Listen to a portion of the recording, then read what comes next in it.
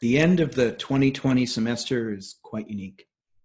Like most people around the world, the Queen's community has been trying to adapt to the current situation so that everyone can achieve their goals. During this process, though, everyone has been experiencing various emotions, perhaps sometimes at an intense level. As an expert in emotions and how they're changing, there are many different emotions that may have arisen for you in the past few weeks. You may be angry about the way you imagine these changes might impact your goals. Or maybe you feel sad about not being able to spend more time with your friends at Queen's. Or maybe you feel shame because you have not been as productive as you had planned to be. And of course, most, if not all of you, are feeling some degree of anxiety. All of these are perfectly natural and normal reactions to the current circumstances. While it is always okay to feel what you feel, sometimes these emotions can interfere with achieving our goals. The good news is that we know a great deal about some things that are really successful for managing these emotions. So the first and maybe most important thing you can do is to work on acceptance. Often, especially when emotions feel overwhelming, we try to resist them, try to make them go away. Ironically, simply allowing yourself to feel the way that you feel has enormous benefits, including insight into why you're feeling that way and allowing the feeling to dissipate on its own. And another way that acceptance works is by accepting the things that we cannot control. Right now, many people feel like what used to be certain and under control is now uncertain and out of control. In particular, uncertainty can lead to anxiety, especially if you really desire control. Again, this is a natural reaction, and acceptance can work very, very well here too. Very simply, control what you can control and try to accept all the rest. There are many, many things under your control: how you think, how you act, how you feel. You can wash your hands, exercise, connect with friends and family online, study, play games, read a book. Focus on these things. The rest, the things that are completely out of your control, let them go.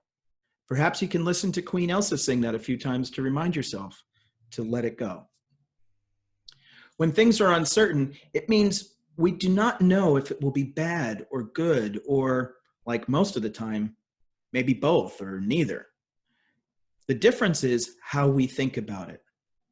So the second really important thing you can do with your emotions is to change the way you think about the situation. We call that reappraisal. This goes beyond acceptance to think about a situation differently. The common phrase, "It could be worse, could be raining," is a great example that you already know. But reappraisal is much, much more than that.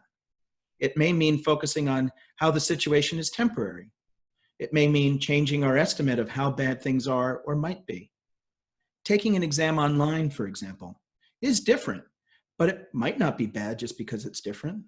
You could also reappraise your situation by knowing that it is not unique. Your entire class and students around the world are all adjusting to this temporary situation, just like you. You could even focus on the positive aspects of the current situation. Look at how people around the world are connecting and supporting one another. That is amazing. There are many other tools in our emotional toolbox, but I'm only going to mention a couple more here. One is to maintain social connection. We live in an amazing world where we can transcend time and space. Physical distancing does not mean social distancing. It means distant socializing. People are important. Reach out, check in, laugh together, play. These are easy, but very, very important things to do. Another approach is to try and be flexible. It might be helpful to think of emotions like how we think of the body and exercise and sports performance. What do top-level athletes do before a game? They stretch, so they're flexible. What does exercise and yoga do? It keeps us fit and flexible. Flexibility gives you agility, freedom of movement. Flexibility of thoughts and emotions is much the same. To be mentally healthy, we need to be able to move in and out of emotions with relative ease. You will have emotions. It's impossible not to. So the goal is not to eliminate them, but to work with them. Through practice of things like acceptance and reappraisal, you can become more nimble. When you feel anxious, you can accept it and then let it go. When you're sad or angry, you can express it and then share laughter with others.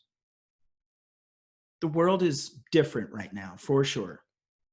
Many challenges lay ahead, but you are smart, resilient, and capable. Every single one of you can do this. And the good news is that you do not have to do it alone. Share how you are feeling and what is working for you. For those of you still overwhelmed, reach out to student services or perhaps your therapist. There are many, many resources online for guidance in things like the principles of cognitive behavioral therapy or acceptance and commitment therapy. They're all great places to start. Just today, I heard the province of Ontario has just increased resources for online access to mental health support. There are many opportunities out there for support. Take advantage of them.